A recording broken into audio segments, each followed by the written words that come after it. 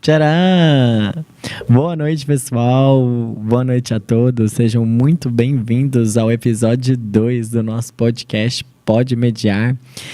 Continuando aí, o estudo de uma das obras básicas, o Livro dos Médiuns. Sejam todos muito bem-vindos, pessoal do YouTube, pessoal do Instagram, do Twitter e das outras redes de divulgação aí do Sintonia no Bem.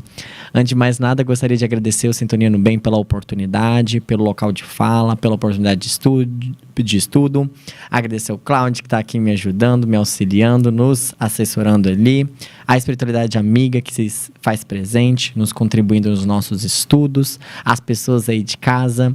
Agradeço a você que está aí do outro lado, nos assistindo, nos prestigiando, mandando as suas perguntas. Então, fiquem à vontade, o programa é nosso. Vamos participar, vamos mandar pergunta, a gente vai respondendo, a gente vai ajudando uns aos outros. Se a gente não souber, não tem problema, porque a gente não sabe de nada, né? Então, a gente pega a sua pergunta, pesquisa, semana que vem a gente traz, porque é um estudo contínuo, né? Então, antes de mais nada, né, da gente dar sequência, fazer uma retomada da semana passada, vamos fazer uma breve oração para a gente se sintonizar, acalmar os nossos pensamentos, para que a gente possa então fazer esse programa maravilhoso. Lembrando, né, que esse episódio 2, ele vai ficar gravado lá na nossa playlist. Você que não assistiu ao episódio 1, ele tá lá gravado e guardado para você lá no nosso canal no YouTube, hein? Sintonia no Bem, entra lá, Pode Mediar, tá lá o episódio 1, que nós fizemos ali a introdução do Livro dos Médiuns e o A Espíritos. E hoje, no programa de hoje, nós vamos comentar mediunidade. É algo maravilhoso e sobrenatural? Isso daí vai nos ser respondido no capítulo 2. Então, antes de mais nada, né? Vamos todos elevar o nosso pensamento a Jesus, à espiritualidade amiga, ao nosso Criador, Deus. Agradecer pela oportunidade de mais um dia aqui na Terra, de mais uma oportunidade de aprendizado. Que possamos todos nós juntos sermos o instrumento da paz do Senhor, que possamos ter a sabedoria para aprender a cada dia mais, possamos ter o bom humor ao falar, sabermos ter a noção do amor, da caridade, da humildade, das leis máximas que Jesus nos ensinou. Através da oração que o nosso irmão nos entregou, vamos então iniciar mais um episódio pedindo a proteção da espiritualidade amiga, a calma, a tranquilidade, para que possamos todos juntos então fazer um excelente estudo e possamos ali utilizar desses ensinamentos no nosso dia a dia e na nossa evolução espiritual. Pai nosso que estás nos céus, santificado seja o vosso nome, venha a nós o vosso reino, seja feita a vossa vontade, assim na terra como nos céus. O pão nosso de cada dia nos dai hoje, Senhor. Perdoai as nossas ofensas, assim como nós perdoamos a quem nos tem ofendido. E não nos deixes cair em tentação, mas livra-nos, Senhor, de todo mal, pois teu o reino, o poder e a glória para hoje e todo sempre, e que assim seja. Então vamos iniciar aí mais um episódio 2, e hoje nós vamos estar ali dando sequência então no estudo do Livro dos Médiuns, falando do capítulo 2, o maravilhoso e o sobrenatural. Bom, antes de mais nada, vamos fazer uma recapitulação do que a gente viu no episódio passado, rapidinho, para quem está se situando, foi uma semana ali e tal, né? Parece que foi ontem que eu estava aqui, mas vamos fazer esse lembrete. Então vamos lá. Na semana passada, a gente viu a importância dessa obra. Kardec explica que o Livro dos Médiuns foi justamente elaborado com a tentativa de mostrar o estudo sério que a doutrina espírita tem, mostrar que não existe nada de maravilhoso e sobrenatural, que tudo tem uma explicação lógica e científica, que é baseado, né, justamente na ciência, na filosofia e na religião. E por ser justamente uma doutrina científica, ela tem ali como base a observação, a experimentação, a junção de fatos, né, entre outros pontos que a ciência considera importantíssimo. E aí, na semana passada, a gente discutiu que são necessários 3 bases, né, 3 perguntas básicas que devem estar muito bem estabelecidas para dar continuidade ao Livro dos Médiuns. Porque a gente viu que o médium nada mais, nada menos do que aquele que medeia, que é justamente aquele que está ali no meio, né, entre o mundo visível e o mundo invisível. E ele explica que mediunidade não é nada tipo, é uma pessoa que é ali favorito de Deus, que não sei. Não, ele explica que todos nós somos médiums, né? E que cada um tem uma mediunidade em graus diferentes, de acordo com o planejamento encarnatório, de acordo com a necessidade, né? E aí ele explica a necessidade justamente dessa mediunidade ser desenvolvida, estudada e ter ali as bases na doutrina. E aí ele explica, né, que quando a gente fala justamente para entender sobre o que vem a ser essa mediunidade, é importante a gente pensar em 3 perguntas e elas têm que estar bem sólidas dentro de nós, bem respondidas. Se não tiver, não adianta seguir nesse estudo. Que é, se a gente voltar aqui rapidinho, lá no capítulo 1, né, no item 4, ele coloca: você crê em Deus? Crê ter uma alma, um espírito, né? E crê na sobrevivência desse espírito, dessa alma após a morte? Então, se essas 3 perguntas elas estão muito bem respondidas, a gente então dá sequência. Porque ele explica que a mediunidade, essa ação dos espíritos, nada mais, nada menos do que a manifestação deles. Então, se você acredita em Deus, na inteligência suprema, né? Na definição de inteligência. Se você acredita que você, além de um corpo de carne, né? Você tem uma alma, você tem um espírito, que é onde guarda ali a sua inteligência, a sua moral, a sua individualidade. E você acredita que após o fenômeno da morte é apenas essa vestimenta, essa coisa emprestada, material, né? Esse corpo de carne que decompõe, e essa alma permanece intacta ali, né? Com as suas individualidades, então você considera que ela pode se manifestar e ela pode, então, se comunicar com o mundo visível. A partir dessas ideias, então, a gente dá continuidade ao nosso estudo, que é justamente, então, o capítulo 2, que é falar sobre a questão do maravilhoso e sobrenatural. Porque muitas coisas dentro da doutrina espírita, como alguns fenômenos, algumas incorporações e etc., são tidos como algo sobrenaturais, ou algo maravilhosos, a questão de milagres, etc. Será que realmente é assim? Será que ser médium, por exemplo, um médium de cura, que tem a capacidade justamente de realizar um passe, realizar uma cura no enfermo, isso é algo maravilhoso? O que o Kardec vem nos explicar ao longo do capítulo 2? Bom, ele coloca o seguinte, ele começa já no item 7, fazendo um questionamento assim: se a crença dos espíritos fosse algo isolada, que foi tipo alguns povos que tiveram essa ideia e aí isso se espalhou no mundo, por que ele questiona então? Então, por que se a gente pegar os fatos lá na pré-história, a gente vê que o homem pré-histórico, em diferentes partes do globo, na mesma época, tinha concepções de diferentes representações, mas todos eles acreditavam nessa questão dos espíritos, acreditavam nessa questão de haver uma continuidade no pós-morte. Por quê? Sendo que eles não tinham comunicação uns com os outros, eles não tinham contato uns com os outros, mas se analisar as representações, os vestígios que eles deixaram, a gente consegue observar que eles tinham essa consciência. Então, se foi algo, pensar nessa ideia acaba meio que não dando base para aquele argumento que é assim, não, isso aí foi fruto da disseminação. Um povo começou a pensar assim, é igual quando as pessoas pensam sobre a questão de Deus, né? Não, foi um povo, a raça humana, chegou um momento que ela não conseguia explicar, e aí ela criou a concepção de Deus. E ela foi espalhando essa ideia. Se isso fosse verdade, como que a gente, então, explica essa questão, né? De lá nos povos pré-históricos, eles não terem contato um com o outro, em diferentes partes do globo, ao mesmo tempo, ter essas concepções da divindade, desse pós-morte, desse contato com os espíritos, né? Com essas almas e etc. Lógico, cada um deles tinha uma representação. Tinha o Deus Sol, os diferentes deuses e etc. Mas todos eles acreditavam nessa posterioridade, nessa continuação. Então, Kardec vem justamente a questionar isso.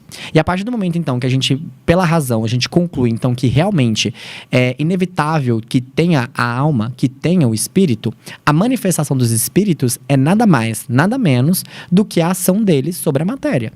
Se antes eles usavam o corpo de carne para fazer essas manifestações, por que eles não podem utilizar, então, da matéria ou de outro corpo emprestado para fazer, então, essas ações? E aí ele coloca assim, ó: o pensamento é um dos atributos do espírito. A possibilidade de agir sobre a matéria, de impressionar nossos sentidos e, por consequência, transmitir seu pensamento, não há de nada sobrenatural e nada de maravilhoso. É apenas a consequência de sua existência. Então, se eles existem, e isso está muito claro na nossa cabeça, Consequentemente, a manifestação deles é uma consequência disso. Então não é nada de maravilhoso, nada de sobrenatural. Então ele já começa o capítulo já tirando isso aí de base. Então, olha, a gente não trabalha com sobrenatural, essa questão não é nada de maravilhosa. Ela é nada mais, nada menos do que uma consequência da primeira consideração, de que a alma permanece intacta após a morte, né? E ela então consegue se manifestar. E aí um ponto que ele coloca é que muitas pessoas não acreditam, então, nessas manifestações. Que elas olham para essas manifestações e ficam tipo assim, mas será que isso é verdade? Eu não acredito. E aí ele deixa claro, né, que é uma premissa até científica. Negar não é provar. O fato da gente virar e falar assim, eu não acredito, isso não é provar nada. O fato de você negar, de você não concordar, não prova algo. Então, se você tem algo ali, Kardec faz justamente ele reúne essas ideias e propõe, justamente através da lógica, até hoje ninguém contrapôs esses pontos, logicamente falando, que derrubou. E até o próprio Kardec disse, a partir do momento que a ciência provar alguma coisa que não está de encontro com isso aqui, fique com a ciência e não com o que está escrito. Até hoje, muito pelo contrário, né? Igual a gente viu no episódio passado, a ciência tem consolidado cada vez mais, o que é formidável. E aí ele coloca outro ponto, que é o seguinte: todo efeito inteligente, então tudo que está acontecendo e tem uma explicação inteligente, ele tem que ter uma causa inteligente. Então, se você tem um efeito ali, que você vê pelos estudos da física, da química e etc., né, da ciência, que existe uma lei inteligente que o aplica, que está ali, então tem que ter uma causa inteligente. Essa é uma questão interessante, porque se você consegue explicar através de leis, um raciocínio, existe uma lógica por trás, é algo que não é casual. Até no capítulo passado a gente comentou, a partir do momento que a gente está usando a nossa razão, que a gente está buscando fatos, aqui não há campo para, eu acho que é isso, uma questão de probabilidade. Não existe aqui espaço para causalidade. É algo casual, que eu não sei o que tem. Não. Aqui nós estamos falando de fatos, observação e experimentação. Então ele coloca aqui, todo efeito inteligente deve ter uma causa inteligente. Aí você vira e fala assim, que deve ser uma pergunta que deve estar ali na ponta da orelha. João Vitor, mas as manifestações espíritas, por exemplo, que chamaram a atenção do Kardec, porque eu assisti o filme do Kardec, começaram com as mesas girantes. E aí aqueles trem de as mesas girar, e aí TTT, aquilo lá não está contra as leis da física? Que os toques e tudo mais, que aí desenvolveram um alfabeto e TTT? Excelente pergunta. Aí o Kardec coloca, todo efeito inteligente deve ter uma causa inteligente. Aí ele coloca, nessa causa inteligente, é importante entender que talvez a explicação para ela seja uma lei ainda que não é conhecida pelo homem. E a gente consegue ver que a ciência não sabe de tudo. Que a cada dia que se passa, uma nova lei é formada. Pega um exemplo clássico que eu sempre gosto de usar em sala de aula. Você tem lá a lei de Newton, um gigante da física. Quando chegou o momento em que começou a trabalhar com corpos à velocidade da luz, a lei de Newton, aquela lei conhecida, estava sendo falha. Não estava funcionando mais. E aí precisou se desenvolver uma nova lei, que até então não era conhecida. É a mesma coisa que a lei de Einstein. Que é a mesma coisa de chegar para os nossos avós e virar e falar assim, na infância deles, falar, olha, daqui 80 anos vai ser possível, através de um aparelhinho desse tamaninho aqui, você conversar com a pessoa que está do outro lado. Eles vão virar, na época da fazer, você fala, isso é impossível. É impossível. Porque era uma lei desconhecida na época. Então o Kardec justamente coloca o seguinte, todo efeito inteligente tem que ter uma causa inteligente. E o fato de não se conhecer a lei que explica, não desconsidera o fato dela ser inteligente. Entende? Olha o quão inteligente o Kardec é ao nos colocar isso, né? E aí ele continua. A existência de seres invisíveis, uma vez constatada, sua ação sobre a matéria resulta da natureza do seu envoltório fluídico. Ou seja, a ação do espírito sobre a matéria está relacionada com a sua natureza. Que a gente vai, a gente vai ver nos próximos capítulos, a gente sabe que o espírito ele tem um envoltório, né, chamado de perispírito. E através justamente dessa interação desse perispírito com outros fluidos, é possível essa manifestação. Aí ele coloca assim, essa ação é inteligente, porque morrendo, não perderam senão os corpos, mas conservaram a inteligência, que é a sua essência. Aí está a chave de todos os fenômenos considerados erradamente sobrenaturais. A existência dos espíritos é o resultado de observação e consequência natural da existência da alma. Negar essa causa, ou seja, negar a existência do espírito, negar a existência da alma, é justamente, então, negá-la e, consequentemente, negar os seus atributos. Logo, não é possível dela se manifestar. Por isso que é necessário que essa base esteja muito bem consolidada. Se a pessoa não acredita em alma, se ela não acredita em espírito, que existe, que após a morte haverá essa continuidade, não há o porquê, o Kardec deixa isso bem claro, não há o porquê de dar continuidade nesse estudo, porque é necessário rever a base. É a mesma coisa quando você pensa, por exemplo, lá no estudo de qualquer disciplina, pegamos lá matemática, e você quer já ensinar para o aluno uma disciplina lá do 3º ano, do ensino médio, sendo que ele não viu do 1º ano. É impossível, porque uma coisa encadeia a outra. Estão todas conectadas, né? Aí ele coloca o seguinte: os que atacam o espiritismo em nome do maravilhoso, falando que o que a gente faz é macumba, que não tem explicação lógica, etc., apoiam-se geralmente no princípio materialista. Então, o que ele quer dizer? Uma vez que, denegando todo efeito extramaterial, ou seja, tudo aquilo que é fora da matéria, isso aí é sobrenatural, isso aí não consegue explicar. Então, olha o que ele está falando. Que geralmente a maioria das pessoas que criticam esses processos é porque eles são materialistas, porque eles pensam que tudo na matéria se explica. Que não há nada fora dela, nada acima dela. Então, tudo extramaterial está fora de cogitação. Então, ele coloca assim, ó: uma vez que, denegando todo efeito extramaterial, denegam por isso mesmo a existência da alma. Porque a gente sabe, e estudando o Livro dos Espíritos, a alma, ela não é matéria. Por isso que o ser humano não consegue detectá-la ainda. Porque os nossos equipamentos, a nossa tecnologia ainda está baseada na questão da matéria. Por isso a gente não consegue detectá-la. Então isso é um ponto também importante. E aí eles partem do princípio da negação de que tudo que não é material não pode ser explicado. Então, por exemplo, o espírito eu nunca vi. Eu não posso pegar ele e não sei o que tem, eu não consigo detectar, então ele não existe. É justamente uma questão materialista. E um ponto importante: a partir do momento que a gente se considera materialista, que tudo é explicado pela matéria, a própria ciência nos mostra que isso nos limita. É como se eu fosse um copo cheio. Olha que tanto que isso é triste. Um copo cheio não permite se colocar mais água. No século passado, justamente com o desenvolvimento da física e tudo mais, nós tivemos exemplos que mostraram quão o homem estava errado. Porque, por exemplo, a eletricidade, o magnetismo, é invisível aos nossos olhos. A gente consegue ver os efeitos dele. Se você pega dois ímãs, eles se aproximam, se atraem. Mas o campo magnético, o campo elétrico, a gente não consegue ver. Mas a gente vê os efeitos dele. Olha que interessante isso. A mesma coisa para a questão dos espíritos. Alguns, devido à questão da mediunidade, vão realmente conseguir ver. Mas, na maioria, tirando ali os médiuns visuais, eles não veem. Mas conseguimos ver os efeitos dele. Pensamento, sensações, sentimentos, as emoções.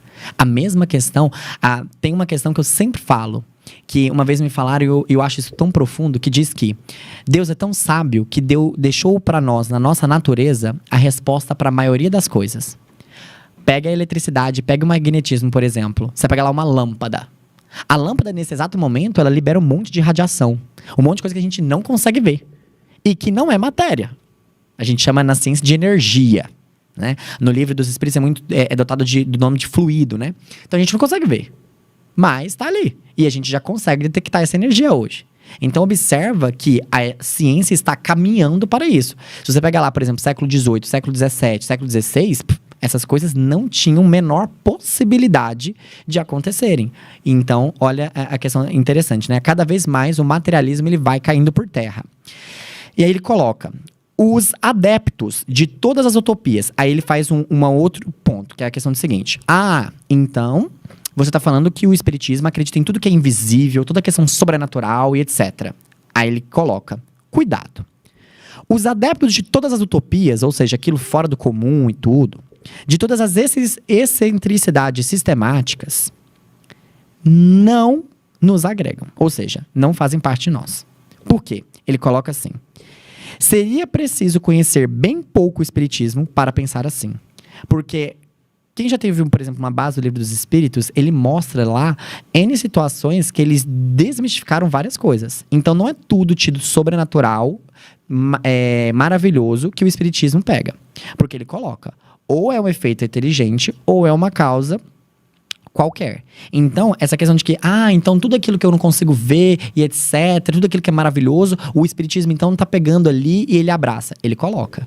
A pessoa que faz essa presunção, que afirma isso, nada mais nada menos do que tem ali pouco conhecimento sobre o Espiritismo. Por quê? Porque igual nós vimos na semana passada, o Espiritismo é ciência, filosofia e religião. Ciência. É necessário observação, é necessário provas. Aí ele continua. Para se discutir uma coisa, é preciso conhecê-la.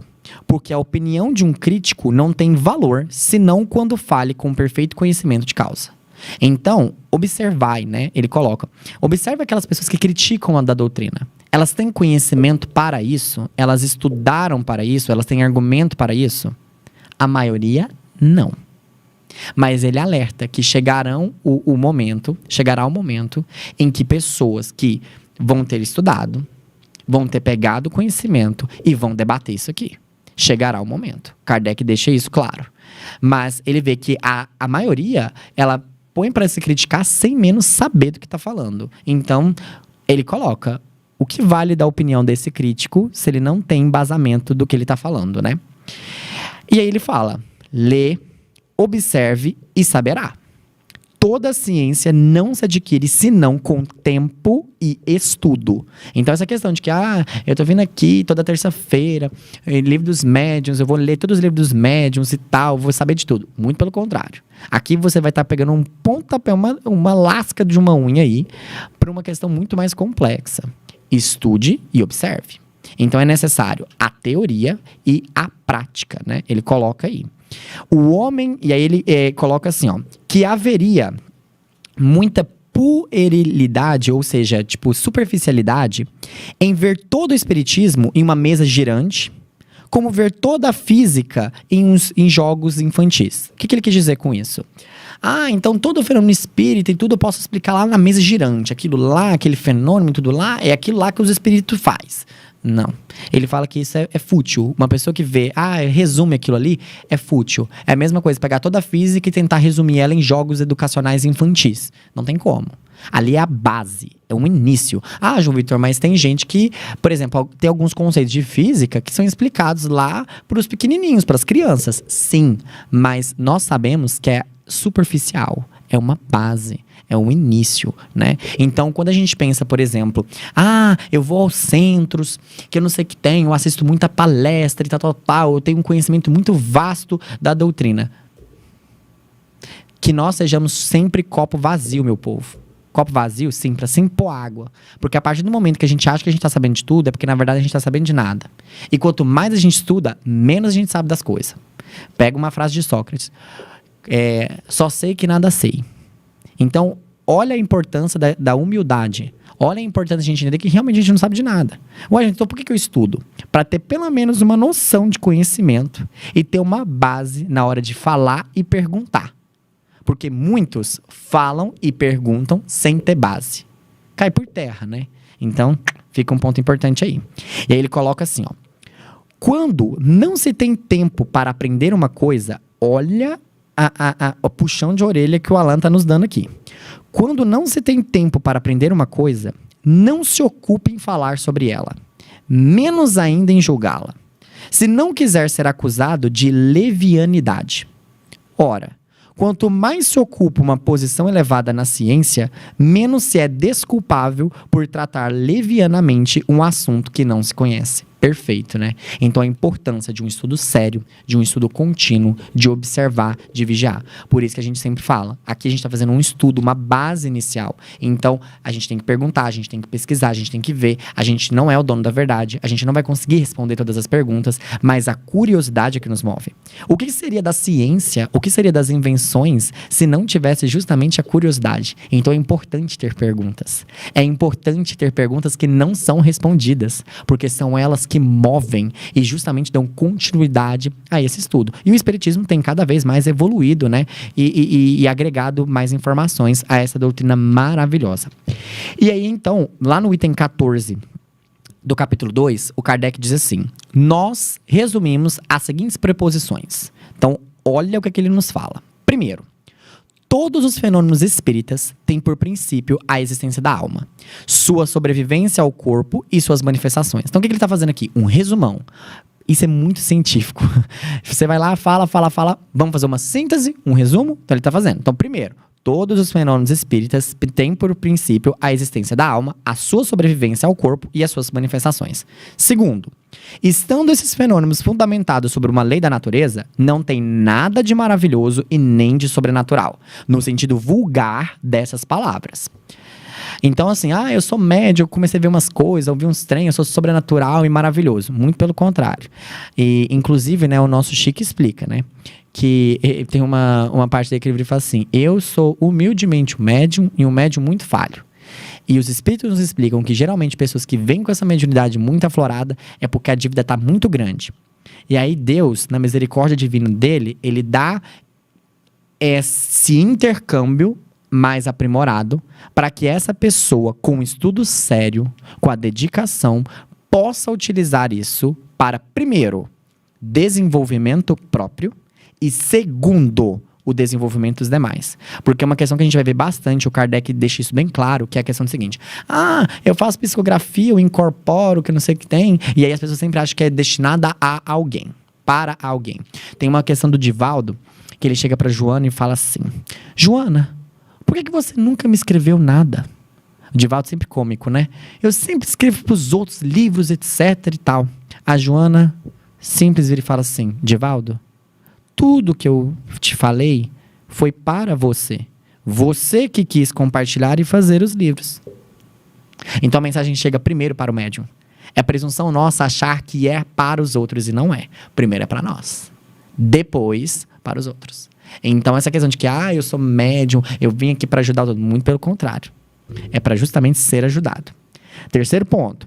Muitos fatos não são reputados sobrenaturais, senão porque não lhes conhece a causa. Indicando-lhes o Espiritismo uma causa, os faz entrar no domínio dos fenômenos naturais. Ou seja, então aquilo que era sobrenatural porque não se tinha uma causa, o Espiritismo explicou a causa. Logo, ele sai de algo sobrenatural e passa a ser um fenômeno natural. Perfeito.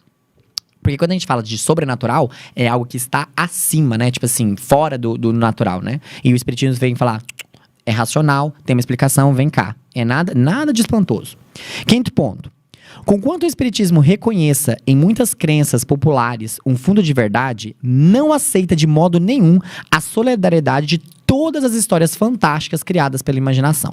Então, inclusive, tem várias partes que o Espiritismo questiona. Partes, por exemplo, que algumas religiões são tidas como verdade, o Espiritismo vem falar assim: olha, isso aqui parece que não é uma coisa assim muito assim verdadeira. Então, ele vem justamente a questionar esse ponto. Ele não assume tudo como sendo verdade, né? 6. Julgar o Espiritismo pelos fatos que ele não admite é provar ignorância e tirar todo o valor à sua opinião. 7. A explicação dos fatos admitidos pelo Espiritismo, suas causas e suas consequências morais, constituem toda uma ciência e toda uma filosofia que requer um estudo sério, perseverante e aprofundado. Então, pesquisa aqui, vai ali, que eu não sei o que tem. Sério. Persistente por quê? Porque não é fácil. Você lê uma vez, você não entende. Lê duas vezes, parece que não entendeu nada ainda. Lê a terceira vez, ora, Senhor, me ajuda. E aí as coisas começam a dar uma clareada. Então, hoje a gente está vendo uma base. Pode ser que daqui um ano, vamos fazer de novo o Pode Mediar, vamos dar de novo o Livro dos Médiuns, e a gente pega lá capítulo 2 e fala assim: gente, parece que eu não tinha... Olha isso aqui. Nossa, eu tinha lido e passou em cima dos meus olhos, né? Isso é muito comum. E oitava premissa, né? Que ele coloca ali. A oitava proposição, perdão.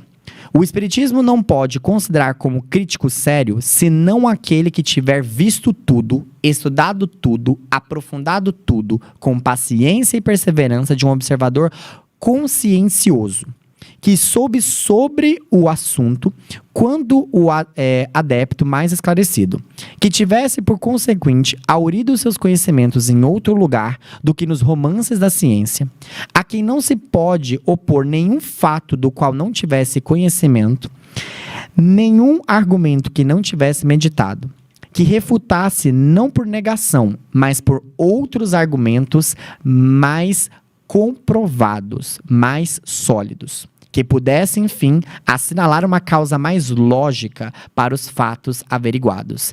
Esse crítico ainda está por se encontrar. Então, olha o ponto. Então, o debate, o Kardec propõe sim o debate, mas ele fala: estudo sério, persistente, com uma lógica melhor, com um fato melhor. Isso é ciência. Não existe verdades inabaláveis. Existe ali a verdade tida naquele momento, que caso alguém tenha uma explicação melhor, que esteja mais próximo da lógica, esteja mais próximo da verdade, agregue mais fatos observados ali, ela é tida como verdade. A ciência, ela é reciclável, ela se renova a cada dia. E aí ele coloca: o milagre, então, né, não se explica-se. Os fenômenos espíritas, ao contrário, explicam-se de maneira mais racional. Não são milagres, mas simples efeitos que têm sua razão de ser leis gerais. Então, o que acontece? É muito comum, ele coloca, né? É muito comum nas obras ver a palavra lá milagre. Mas ele coloca que o espiritismo não usa essa palavra, ou quando usa, não está se referindo a algo que, tipo assim, nossa senhora. Não. Ele coloca que é algo baseado na razão. Que existe uma explicação para aquilo. Que pode ser que o homem conheça a lei baseada naquilo, pode ser que ele não conheça. Aí ele coloca um ponto, né, que eu achei muito interessante. Todos os dias a ciência faz milagres aos olhos dos ignorantes. Kardec, você foi cirúrgico. Vou repetir. Todos os dias a ciência faz milagres aos olhos dos ignorantes. Uma pessoa, por exemplo, que não tem conhecimento de magnetismo, eletricidade, não tem conhecimento, por exemplo, de ondas eletromagnéticas e tudo, e vê um computador, vê uma rede de Wi-Fi, vê um Bluetooth, fica tipo assim: que é isso aqui? Parece algo milagroso. Olha, tanto que é interessante. É justamente um milagre porque a gente é ignorante, a gente não tem justamente a base do conhecimento ali para explicar. A gente adota como milagre. Mas o que o Espiritismo vem justamente mostrar é que não é que é um milagre, é porque ainda não se conhece a lei por trás. Então, olha que interessante essa questão, né? Todos os dias a ciência faz milagres aos olhos dos ignorantes. Excelente parte, né? Foi uma frase do Alain ali. E aí ele coloca o seguinte: se não se conhece a lei, foi a ignorância dessa lei, ou seja, o fato de não se conhecer essa lei, que justamente deu origem às superstições. Tudo bem aí, Cláudio? Cláudio deu uma engasgada ali com a água. Que ele coloca assim, ó: o fato de não se conhecer a lei, justamente por conta dessa ignorância dessa lei, isso deu origem à superstição, à questão dos milagres. Então isso aí é superstição, a questão do milagre. O Kardec explica que é justamente o fato de não se conhecer ali o processo ali que acontece, a ciência por trás, fala: nossa, isso aí é milagre, isso é superstição. Mas ele vem justamente alinhar esses pontos e mostrar que toda causa inteligente, né, produz efeitos inteligentes, né? Então, aí vem um ponto muito importante, que o homem, a partir do momento que ele começou a explicar as coisas, ele achou que tudo se explicava na matéria. E aí vem a questão do materialismo. Mas é presunçoso aquele homem que acha que tudo se explica pela matéria. A própria ciência prova que existem coisas que ela não explica, que existem limites, que existe um ponto onde ela não consegue explicar. E é aí onde a gente precisa fazer o ponto. E aí um questionamento, né, que uma vez me fizeram e eu achei muito interessante, que é o seguinte: João, tem aquelas 3 famosas perguntas, né? De onde eu vim, o que sou e para onde vou. Aí vem a pessoa e vira e fala assim: eu vou me atentar só na pergunta do meio, o que eu sou, qual que é o propósito da minha vida. Por quê? Por que eu vou parar para pensar da onde é que eu vim, para onde é que eu vou? São coisas incertas, por que eu vou ficar pensando nisso? Muito pelo contrário. Porque a pessoa que pensa assim não entende que pensar da onde veio e para onde vai está intimamente ligado com o que você é hoje e qual é o sentido da sua vida. Porque para e pensa. Eu vou pro céu, eu vou pro inferno. Eu vou pro umbral. Eu vou pro mundo mais feliz. Tudo isso depende do que você fizer agora. De você perguntar o que você é, de qual o sentido da sua vida. Então, a gente tem que parar para pensar e justamente questionar isso dentro de nós. Qual é o sentido da minha vida? Por que eu estou aqui? Por que eu vivo? Qual é?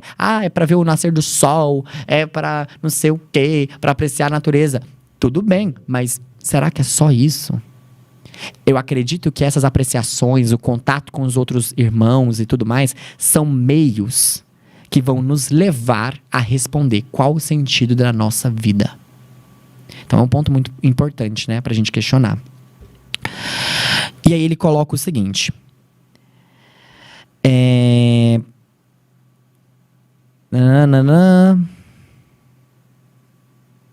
Aí ele põe assim, ó. Se não devesse crer, senão no que se vê com os olhos, nossa convicção se reduziria a bem poucas coisas. Amei isso aqui. Por quê? Ninguém vê onda de rádio. Ninguém vê ondas eletromagnéticas. Mas elas estão ali. O Wi-Fi da nossa casa funciona porque existem ondas invisíveis que passam por nós, conectam com o nosso celular. Eu só consigo, alô pai, tudo bem? Como é que você tá? Jóia? Eu consigo comunicar com ele agora. Olá, tudo bem? Jóia, boa noite. Por quê? Por algo que é invisível a nós. Que a gente não consegue ver. E aí ele deixa bem claro. Se a nossa ciência fosse limitada justamente só aquilo que eu vejo, tipo São Tomé, eu só acredito vendo, pobre coitado. Porque muita coisa a gente estaria limitado. Muitas coisas a gente não vê. E com o avanço dos equipamentos, a gente tem conseguido detectar. E eu acredito fielmente que chegará um momento em que coisas hoje... eu tenho uma questão que é muito importante, que é o seguinte. Hoje, aquilo que nós chamamos de fé, amanhã será chamado de razão. A gente está caminhando para isso. A transição planetária caminha para isso. A gente hoje tem a questão da ciência, da filosofia e da religião. Mas chegará um momento que tudo se tornará um só. Tudo será amor, tudo será Deus. Chegará um momento, em breve. E aí ele coloca, para finalizar o capítulo, um motivo para não se apressar em negar o que não se compreende. Então, tipo assim, eu não compreendo isso. Então, isso aí é falso, isso aí não existe. Ele fala, cuidado. Justamente pelo fato de você não compreender, é que você tem que manter a persistência e não negar. Então ele coloca um alerta. Não negue aquilo que você não compreende. Cuidado. Seja persistente. Mantenha o seu estudo. Então no capítulo 2, o maravilhoso sobrenatural, a gente vê que o Espiritismo vem nos explicar que não existe nada no sentido das palavras, né? Maravilhoso sobrenatural. Que... se é um efeito inteligente, o que o ser humano consegue detectar? Efeito. Eu consigo ver um efeito, certo? Então, como assim efeito? Por exemplo, a minha mão movimenta e eu escrevo nesse papel. Então, eu consigo ver as letras nesse papel. Isso é o efeito. E eu observo que é inteligente. Que teve uma letra traçada que eu consigo identificar que é uma C, uma outra é um R. Então, nossa, foi uma coisa premeditada, uma coisa inteligente. Que interessante. Então, algo que fez isso, que no caso foi minha mão, meus impulsos nervosos, o meu pensamento, né, aqui, é inteligente. Então, todo efeito inteligente necessita de uma causa inteligente. E aí ele coloca justamente a questão de que, então quer dizer que a gente é adepto a tudo e vamos agregar todo mundo e etc. Não funciona assim. Não funciona assim. E muito pelo contrário. Ele vem justamente a desmistificar. E aí ele coloca, é necessário um estudo sério, persistente e, acima de tudo, pautado nas bases. Ciência, filosofia e religião. Tem uma mensagem do nosso amigo Emmanuel, do livro Seara dos Médiuns, que eu gostaria de compartilhar com vocês. Justamente sobre o capítulo 2. O Emmanuel fantástico. Olha a mensagem do nosso irmão. A mensagem se chama Cartão de Visita. Diz o seguinte: em qualquer estudo da mediunidade, não podemos esquecer que o pensamento vige na base de todos os fenômenos de sintonia na esfera da alma. Analisando-o palidamente, Tomemos a imagem da vela acesa. Então, imagina uma vela acesa aí. Apesar de imprópria para as nossas anotações. O que ele quer dizer com isso? Bem limitado, mas vai funcionar para o que ele quer.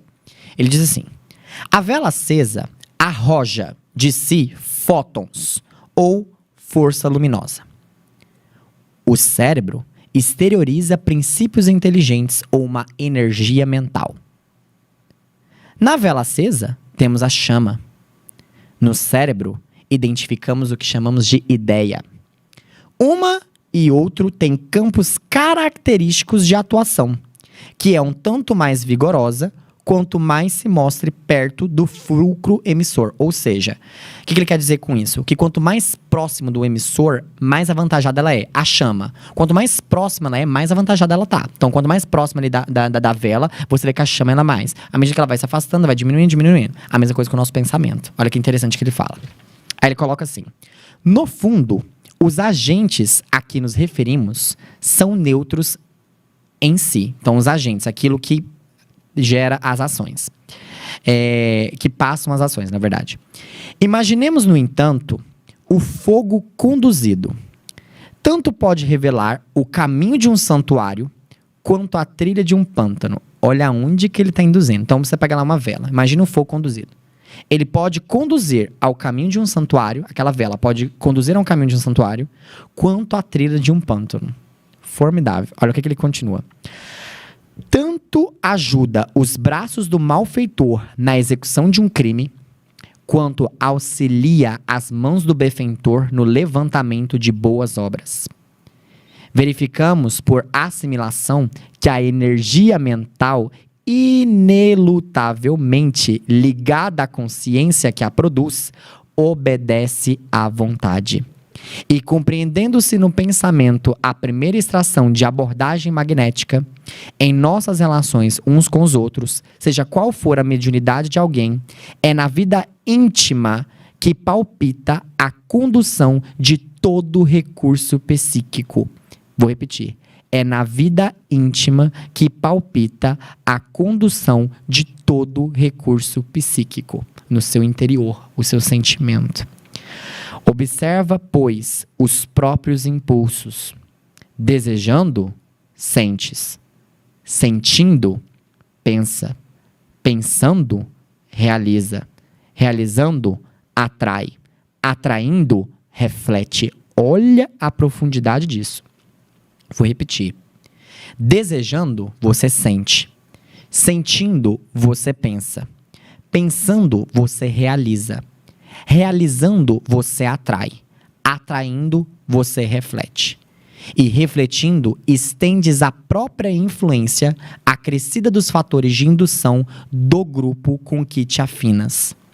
O pensamento é, portanto, o nosso cartão de visita.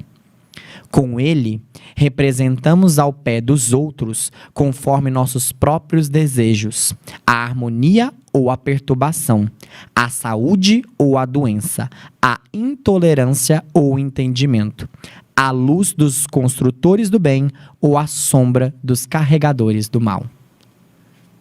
Cartão de visita, mensagem do Emmanuel, deixada justamente sobre a questão do maravilhoso e sobrenatural.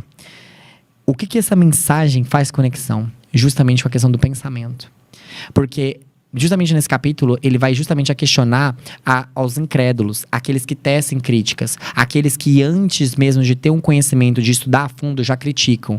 Aí ele fala, cuidado. O seu pensamento, aquilo que você pensa, é o seu cartão de visita. Independentemente da sua mediunidade, independentemente se ela é aflorada ou não, ela transparece isso ao próximo. Ela é emanada isso ao próximo. Perceba que pelas afeições, pelo sentimento que aquela pessoa te traz, você tem uma afinidade, uma simpatia ou justamente uma assimpatia. Não. Famosa frase do senso comum. Meu santo não bateu. Então, olha que mensagem interessante. Olha o que ele vem justamente a nos colocar.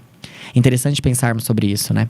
Então, quando a gente pensa justamente na pergunta do programa, mediunidade é algo sobrenatural e maravilhoso? Resposta. Não. Nada mais, nada menos do que é o efeito inteligente da causa inteligente, que é a nossa alma, o nosso espírito. Deus, o Criador de tudo, o nosso Pai, inteligência suprema, acha mesmo que ele criaria alguma coisa sem ser inteligente? Nós que somos ignorantes, que ainda não conseguimos ver a inteligência nesse processo. Então, olha o quão importante é essa ideia. E o Emmanuel vem justamente para nos advertir. Cuidado com o seu cartão de visita. Cuidado com o seu pensamento. Cuidado com aquilo que você pensa. Porque ele está justamente ligado com as suas ações, com o seu dia a dia e com as pessoas ao seu redor. Então, sensacional. Então, e isso, a gente observa o quê? Esse livro aqui, século passado, década de 60, 70, a psicologia hoje, a psiquiatria, a neurociência, está justamente mostrando hoje, trazendo dados científicos comprovando essa ideia. A influência dos pensamentos, a influência das pessoas na nossa vida, o grupo social na qual nós estamos, o ambiente onde nós estamos, influencia sim no na nossa fisiologia, nos nossos hormônios, assim como nós também influenciamos esse meio. Olha o quão complexo é isso, né? Então, às vezes, a gente vê assim, nossa, mas é umas coisas meio fora do normal, umas coisas meio maravilhosas e sobrenatural. Na verdade, não é. E aí eu ressalto e coloco o que ele falou. Só porque não compreende, não negue esse processo. Bom, e aí, caminhando então para os nossos finalmente, dando sequência no livro, o próximo capítulo é o capítulo 3, que ele vai falar sobre o método. Como assim? Ele vira e fala assim, que é natural que a partir do momento que a gente está estudando, que a gente está se interessando pela doutrina e que a doutrina nos conforta, é natural que a gente queira convencer as pessoas. É natural que a gente queira debater com as pessoas e atrair as pessoas para o espiritismo. E aí o capítulo 3, chamado O Método, que a gente vai dar uma leve pincelada aqui agora, o Kardec vai justamente falar o seguinte, olha, a gente entende essa questão, que é natural que uma pessoa está gostando, é natural que ela queira falar sobre isso, é natural que ela queira convencer os outros, aí ele coloca uma ressalva. Sabendo dessa importância e sabendo que as pessoas vão fazer isso, vão querer levar a palavra, vão querer convencer as pessoas, ele coloca o método. O que é o método? O método seria o caminho. O que falar para convencer? Até onde ir? Como debater com essas pessoas? Ele, inclusive, fala assim, olha, as pessoas vão te falar esses argumentos. Como rebater a esses argumentos? Então, ele dá para nós o método. Você que estuda, que já acredita, que já tem isso dentro de você, o que você deve fazer então para dar continuidade? Então, ele coloca assim, que o espiritismo é toda uma ciência e uma filosofia. Por ele ser toda uma ciência e toda uma filosofia, requer um estudo sério, igual nós já dissemos. E falar tipo assim, o que é espiritismo? Aí vem a pessoa e fala assim, espiritismo é a crença nos espíritos. Resumir a doutrina nisso, tipo assim, não dá. É uma base falar que, acreditar nos espíritos é uma base. Eu colocaria, e o Kardec também, né? É uma questão assim, tem algo anterior do que isso. Que é tipo, acreditar que ele se manifesta. Não, é primeiro acreditar na questão da alma. Se você acredita na questão da alma, já é a base para o estudo do espiritismo. O espiritismo é uma doutrina espiritualista. O que é espiritualismo, né? São doutrinas, né? São religiões, ciência, etc., que acreditam na existência da alma, na existência do espírito. E uma vertente do espiritualismo é o espiritismo. Aí ele coloca assim, a crença nos espíritos, sem dúvida, forma-lhe a base. Mas não basta para fazer um espírito esclarecido. Então, nossa, eu acredito em espíritos, eu acredito na manifestação, mas não é o suficiente para dar uma base para um espírito esclarecido. Da mesma forma que a crença em Deus, então uma pessoa, eu creio em Deus, não forma um teólogo. Ou, eu conheço de música, então vou ser um excelente cantor. Não é assim que funciona. Então, olha que interessante esse raciocínio que ele nos põe, né? Ele nos põe justamente o seguinte, que o espiritismo, por ser uma ciência, por ser uma filosofia muito grande, requer um estudo sério. E justamente por conta disso, o que é espiritismo? Isso é aquela religião que acredita em espírito. Tá, dá uma base. Ah, acredita na alma. Ok, dá uma base. Mas isso não é o suficiente para formar um espírita. Não é o suficiente. É a mesma coisa de pegar a analogia e virar e falar o seguinte. Música é ouvir música, né? Então eu tenho a capacidade de ouvir música e tudo mais, então você é um excelente cantor. Não. Eu acredito em Deus, então você é um excelente teólogo. Não. É necessário estudo. É necessário formação, é necessário teoria. Então, no próximo capítulo, ele vai justamente a colocar essa ideia para nós. E vai justamente a nos dar um método, a como então seguir o nosso estudo. E aí ele coloca um ponto, né? Os espíritos não sendo outra coisa senão a alma dos homens, o verdadeiro ponto de partida é a existência da alma, que foi aquilo que eu comentei com vocês. Então, se você quer convencer uma pessoa, né, sobre a questão de mediunidade, sobre a questão das manifestações e etc., o primeiro ponto de partida não é a pessoa acreditar em espírito. Por que acontece? O Allan vem justamente nos explicar uma coisa que parece meio óbvia, mas o óbvio tem que ser dito. Que é o quê? Para a gente convencer uma pessoa, para a gente ensinar uma pessoa, para que aquilo faça sentido na cabeça dela, a gente tem que começar do mais simples e ir pro mais complexo. Ninguém faz o contrário. Ninguém pega o complexo e vai pro simples e vice-versa. Não. A gente parte do mais fácil e vai pro mais difícil. Certo? Então, se você quer debater com uma pessoa, você quer levar esse conhecimento, você quer questionar por ela para pensar, ele vira e fala assim, a primeira base não é nem você falar da questão de espírito. A primeira coisa é falar assim, fulano, você acredita em Deus? Porque tem pessoas que já não acreditam. Ok. Então, próximo.